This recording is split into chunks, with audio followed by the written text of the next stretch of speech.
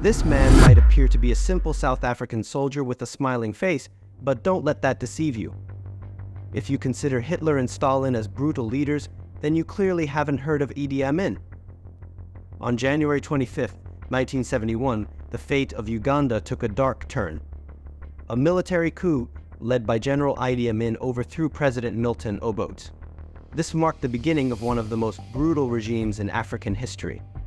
Idi Amin, once a decorated soldier, quickly transformed into a ruthless dictator. During his brutal 8-year reign, over 300,000 poor people were killed. His list of cruel deeds is extensive, but his most heinous act was cannibalism.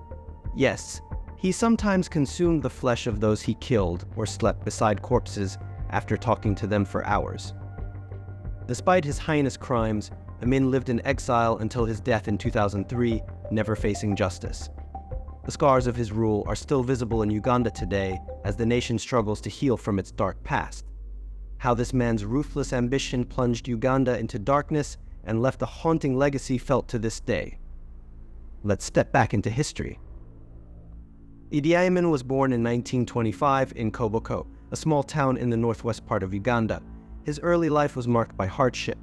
Amin's father, Andreas Nyabayar, converted to Islam and took the name Amin Dada. Soon after Amin's birth, his parents separated. His mother, Asa Atiyeti, moved with him to Lugazi, near the capital city of Kampala, where she worked as a traditional healer. Growing up in a poor family, Amin faced many challenges. He attended a local Islamic school for a few years, but had to leave by the age of 14 due to financial difficulties. Without formal education, Amin took on various odd jobs to support his mother and himself. At around 20, he joined the King's African Rifles Corps, a regiment of the British colonial army. The corps was composed of African soldiers led by British officers. Amin's physical prowess quickly made him stand out. Standing at 6 feet 4 inches tall, he was an imposing figure. Initially, he worked as an assistant cook, but his strength and loyalty caught the attention of his superiors. He began receiving military training and participated in operations against the Mau Mau rebellion in Kenya during the 1950s. His brutal methods during these operations earned him a reputation for being ruthless and efficient. Amin's dedication to the British colonial administration saw him rise through the ranks. By 1959, he had achieved the rank of warrant officer, one of the highest positions an African could attain in the British Army at the time. His promotions continued, and in 1961, he became one of the first 2 Ugandans to be commissioned as a lieutenant. Uganda gained independence from Britain in 1962, and Amin's military career advanced rapidly under the new government led by Prime Minister Milton Obote. Amin and Obote formed a close relationship, working together to suppress rebellions and maintain order. Amin's loyalty to Obote helped him climb to the position of Deputy Commander of the Ugandan Army and Air Force by 1964. As Amin's power and influence grew, so did his ambitions. By the late 1960s, tensions between him and Obote began to surface. Obote, who had become president, started to view Amin as a threat due to his growing popularity and control over the military. In 1970, Obote attempted to curb Amin's power by removing him from his position as commander of the armed forces, but it was too late. Amin had already secured the loyalty of key military units. In January 1971, while Obote was attending a Commonwealth conference in Singapore, Amin seized the opportunity to launch a coup. He took control of key installations in Kampala and declared himself president of Uganda. The coup was swift and largely bloodless, and Amin was welcomed by many Ugandans who were disillusioned with Obote's regime. Little did they know that Amin's rule would soon become one of the darkest chapters in Uganda's history. With Amin now in power, he quickly began consolidating his control over Uganda. His first move was to eliminate any potential threats to his authority. He targeted those loyal to Obote, particularly within the military and government. Executions and purges became common as Amin sought to solidify his grip on the nation. Many of Obote's supporters were arrested, tortured, and killed, often without trial. Amin established a brutal regime that ruled through fear and violence. The State Research Bureau, his secret police, became infamous for its cruelty. People suspected of opposing Amin were often abducted, never to be seen again. The Bureau's headquarters, located in Kampala, turned into a torture chamber where unimaginable horrors were inflicted on prisoners. One of Amin's most shocking acts was the expulsion of Asians from Uganda in 1972. Uganda is still not yet independent. Uganda will be independent after the whole Kampala street is not full of Indians. Administration in those shops is run by the Uganda. Citing economic sabotage, Amin gave the country's Asian population, primarily Indians, 90 days to leave. This decision led to the expulsion of around 80,000 people, many of whom were Ugandan citizens. These Asians had played a significant role in the economy, owning businesses and contributing to trade. Their expulsion resulted in economic chaos, but Amin was indifferent to the suffering it caused. Amin's erratic and unpredictable behavior became a hallmark of his rule. He declared himself conqueror of the British Empire, last King of Scotland, and even lord of all the beasts of the earth and fishes of the sea. His bizarre proclamations and self-aggrandizing titles reflected a growing megalomania. Throughout his reign, Amin showed a penchant for grandiose displays of power and brutality. He held lavish parades and ceremonies to celebrate his regime, all while continuing his campaign of terror. His actions were driven by a mix of paranoia and a desire to maintain absolute control. He frequently reshuffled his cabinet and military leadership to prevent any one person from gaining too much power. The economic situation in Uganda deteriorated rapidly under Amin's rule. The expulsion of Asians led to a collapse in the business sector, as many industries and shops were abandoned or mismanaged. Amin nationalized foreign-owned businesses and redistributed them to his loyalists, who often lacked the skills to run them effectively. This resulted in shortages of basic goods, inflation, and a severe decline in living standards. Amin's foreign policy was equally chaotic. He severed ties with Israel, which had initially supported him, and aligned Uganda with Libya and the Soviet Union. He provided support to Palestinian militant groups and became increasingly isolated on the international stage. Despite this, Amin remained defiant, often taunting and challenging Western powers.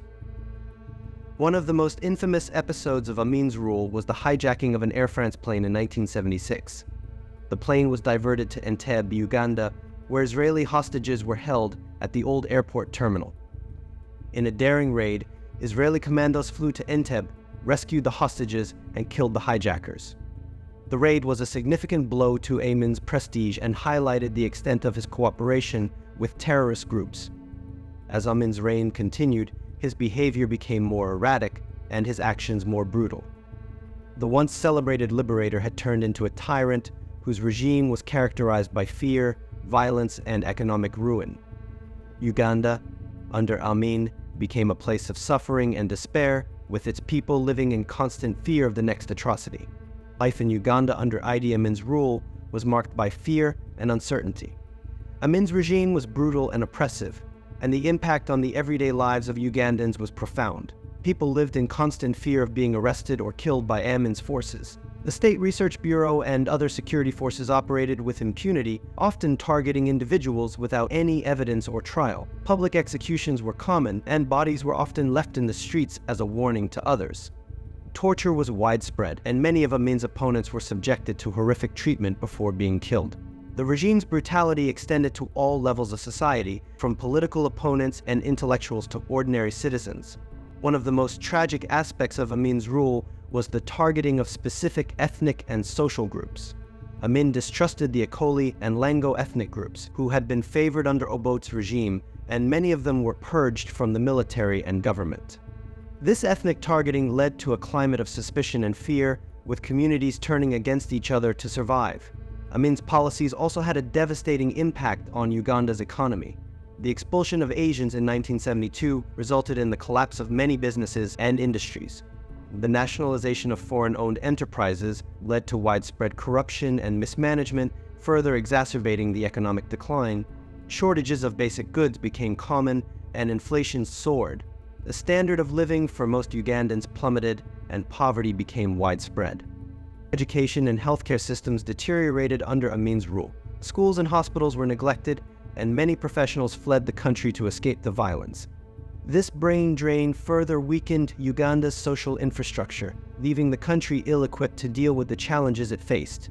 Despite the oppressive environment, some Ugandans attempted to resist Amin's regime. Underground movements and exiled opposition groups worked to undermine Amin's rule, but their efforts were often met with brutal repression. Many opposition leaders were killed or forced into hiding, and the regime's spies infiltrated resistance networks. Amin's paranoia and desire for absolute control led him to constantly shuffle his cabinet and military leadership. This created an atmosphere of instability within the government, as officials were frequently dismissed or executed. Loyalty to Amin was the only guarantee of survival, and even those close to him lived in fear of falling out of favor.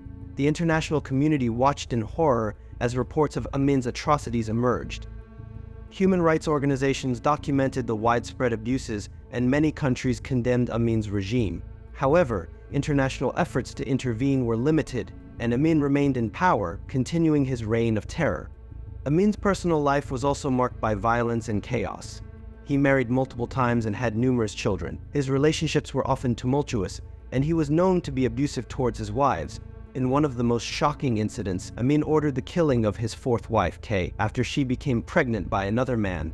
Her mutilated body was discovered in the trunk of a car, a grim reminder of Amin's capacity for cruelty. As the years passed, Amin's grip on power began to weaken.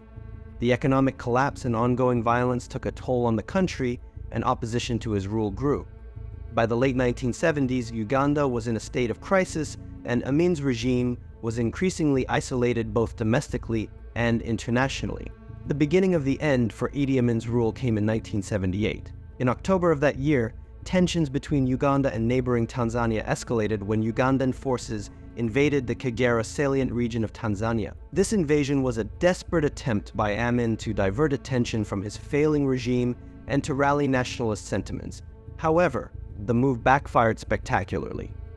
Tanzanian President Julius Nyerere responded by mobilizing the Tanzanian People's Defense Force and launching a counteroffensive. The Tanzanian forces, supported by Ugandan exiles who opposed Amin, swiftly recaptured the Kagera salient. This marked the start of a full-scale invasion of Uganda by Tanzanian forces and Ugandan rebels. As Tanzanian troops advanced, Amin's regime began to crumble. His forces, demoralized and poorly equipped, were no match for the determined and well-organized Tanzanian army. By early 1979, Tanzanian forces had reached the Ugandan capital, Kampala. On April 11, 1979, Amin fled the city as Tanzanian troops entered, effectively ending his brutal rule. Amin escaped to Libya, where he was initially given asylum by Muammar Gaddafi. However, his presence in Libya was short-lived, and he soon moved to Saudi Arabia. The Saudi royal family agreed to provide him refuge on the condition that he refrained from engaging in political activities. Amin lived in exile in Jeddah, Saudi Arabia, until his death in 2003. With Amin gone, Uganda faced the daunting task of rebuilding a nation shattered by years of violence and mismanagement. The Uganda National Liberation Front UNLF, a coalition of various anti-Amin groups, established an interim government. Yusufu Lul was appointed as the new president, but political instability persisted, and Uganda went through several leadership changes in the following years. The damage inflicted on Uganda by Amin's regime was profound. The economy was in ruins, infrastructure was neglected, and the social fabric was torn apart. The new government faced enormous challenges in restoring order and rebuilding the nation. Efforts to bring Amin and his henchmen to justice were hampered by the chaos, and the fact that many of Amin's key allies had also fled the country. In the years following Amin's ouster, Uganda slowly began to recover. President Milton Obote returned to power in 1980, but his second term was marked by continued violence and political repression. It wasn't until 1986, when Yoweri Museveni and his National Resistance Army NRA took control, that Uganda began to experience a period of relative stability and economic growth. Idi Amin's rule left a deep and lasting impact on Uganda and its people. His 8-year dictatorship was characterized by brutality, corruption, and economic decline. The scars of his regime are still evident in the collective memory of Ugandans, many of whom lost family members or lived in fear during his reign. The story of Idi Amin serves as a stark reminder of the dangers of unchecked power and the consequences of dictatorship. Amin's rise to power was facilitated by his military background and his ability to manipulate ethnic and political divisions. His rule was sustained through a combination of fear, propaganda, and violence. The international community's initial reluctance to intervene allowed Amin to continue his reign of terror for far too long. Amin's expulsion of Asians from Uganda and his nationalization policies had a devastating impact on the country's economy. The loss of skilled workers and business owners created a void that was difficult to fill, leading to economic stagnation and hardship for many Ugandans. The expulsion also highlighted the ethnic and racial tensions that Amin exploited to maintain his grip on power. The legacy of Amin's regime underscores the importance of accountability and justice in post-conflict societies. While Amin himself evaded justice, many of his victims and their families continue to seek recognition and reparation for the atrocities committed during his rule. The process of healing and reconciliation remains ongoing as Uganda strives to come to terms with its past and build a more just and equitable society. In reflecting on Amin's legacy, it is crucial to recognize the resilience and strength of the Ugandan people. Despite the horrors they endured, they have shown remarkable courage in rebuilding their nation. The efforts to document and remember the atrocities of Amin's regime are vital in ensuring that such a dark chapter in history is never repeated. In conclusion, the story of Idi Amin is a powerful testament to the resilience of the human spirit in the face of tyranny.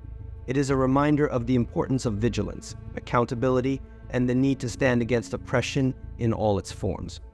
The lessons learned from Amin's rule are not just relevant to Uganda but to the world at large, as we continue to confront challenges to democracy and human rights in various parts of the globe. Through understanding the past, we can better shape the future, ensuring that the mistakes and horrors of history are not repeated. The story of Idi Amin, with all its complexities and tragedies, is an important chapter in the broader narrative of humanity's ongoing struggle for justice, dignity, and freedom.